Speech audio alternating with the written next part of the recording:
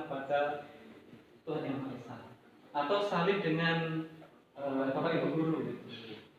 Kemudian yang kedua,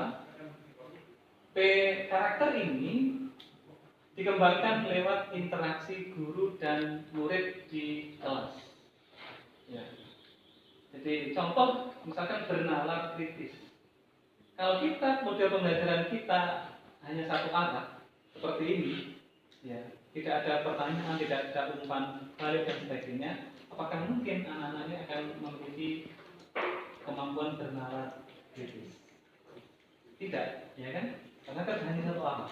Bergotong royong, maka kan di dalam proses pembelajaran kita ada pembelajaran kolaboratif, ya, mentoring antara anak yang pintar dengan anak yang tidak pintar. Jadi kalau ada anak yang pintar jangan dibiarkan. Saya diajar ulangan koncomu.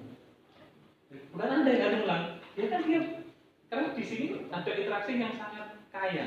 Yang pintar akan tambah pintar. Ya. Jadi ini teori Bapak Ibu. Kalau ada anak yang nggak pintar, orang yang nggak pintar, itu tugasnya satu saja, suruh ngajar. Maka dia akan pintar. Apalagi yang sudah pintar, disuruh mengajari. Jadi misalkan ada anak yang pintar matematika gitu ya. Daripada kita sulit-sulit nerangi bocah-bocah panggal iso ka iso. Kita kan anaknya itu diajar ulangan koncomu. Nah, ini kan ada kolaborasi sehingga nanti muncul kegotong royongan. Itu yang dimaksud dengan bagaimana karakter P5 ini kita belajarkan di dalam kelas. Yang selama ini yang sering salah persepsi adalah kalau membuat RPP, misalnya itu mana P5-nya, ya kan? Itu enggak harus ada di situ, Pak. Yang penting itu terefleksi di dalam interaksi kita di dalam pembelajaran, itu yang paling penting. Bukan di RPP. Karena kalau di RPP biasanya kan ditanya, ini mana P5-nya kok enggak ada, ya kan? Kalau hanya ditulis itu kan enggak penting, ya. Ya. Kalau kita mau mengajar P5 itu biasanya kita harus ada panen karya, harus ada hasilnya. Apa nanti yang kami peroleh dari P5 itu harus ada wujudnya. Kalau menanam itu harus ada panen. Nah itu Pak. Bagaimana kalau kita menanam terus ternyata seperti hasil menanam gagal atau tanamannya diambil orang kan? Iya, enak ya gue. Pengalaman.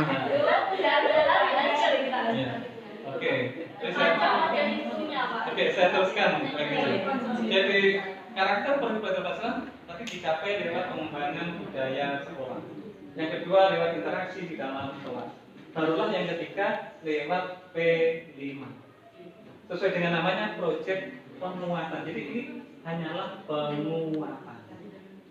Jadi penguatan itu sifatnya adalah katalisator, mempercepat pencapaian. Dari proses interaksi di kelas dengan pengembangan budaya sekolah. Sama dengan pembelajaran berdiferensiasi Bapak Ibu, P5 itu didasarkan atas analisa kebutuhan peserta didik, bukan instruksi siapapun. Bukan, makanya tadi saya menanam apa?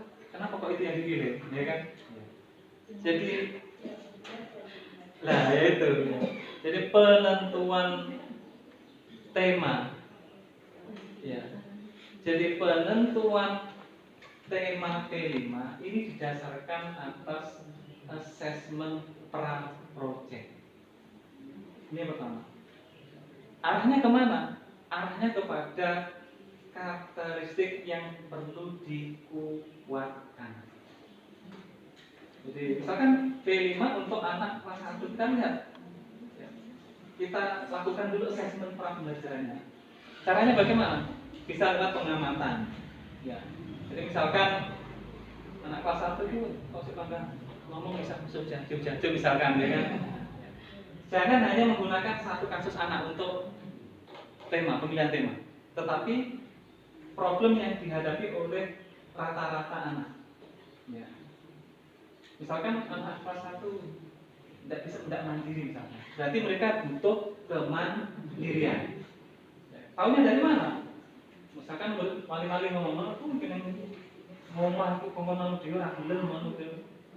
dan itu ternyata banyak yang ngomong begitu, oh berarti ini menjadi karakter yang perlu dikuatkan. Ya, jadi itu dulu pemilihan temanya berangkat dari assessment pra project, bukan berdasarkan teknologi paling enak lagi nandur Iya. nandur, bukan. Pengen tak panen lah. Panen raya nih. Iya, bukan. Ya. Kemudian yang kedua adalah metodenya itu bukan project learning, tapi project based learning, pembelajaran berbasis project, bukan pembelajaran project. Apa bedanya kira-kira? Ya, bedanya apa? Project learning dengan project based learning. Ya. Dasarnya aja. Ya, dasarnya garam dengan dasarnya. Oke. Oke.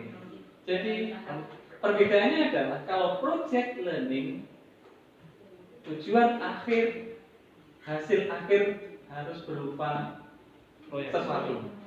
Harus berupa sesuatu. Sesuatu apa? Itu apa? Dua, yaitu product or performance. Produk atau performance, atau tindakan atau kinerja atau tampilan.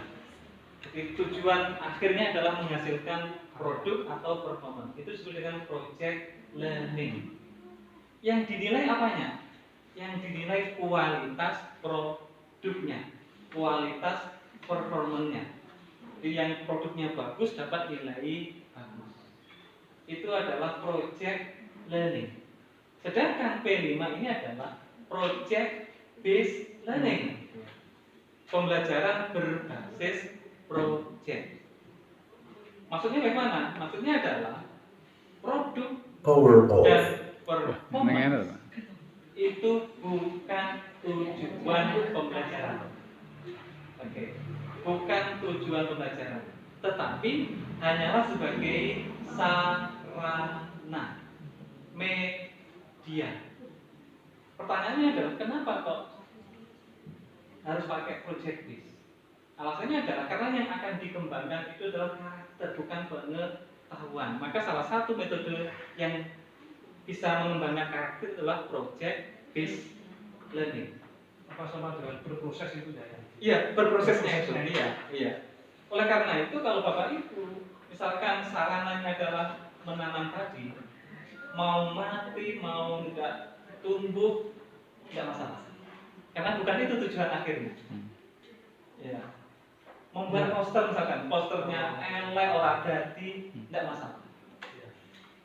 Jadi kami jadi kan mau performance, ya, performanya bagus tidak masalah, tidak dinilai. Mau sukses tidak sukses tidak masalah, ya, tidak dinilai. Karena tujuannya bukan itu. Tujuannya apa? Tujuannya adalah mengembangkan karakter ketika berproses. Makanya penilaian itu diambil dari pengamatan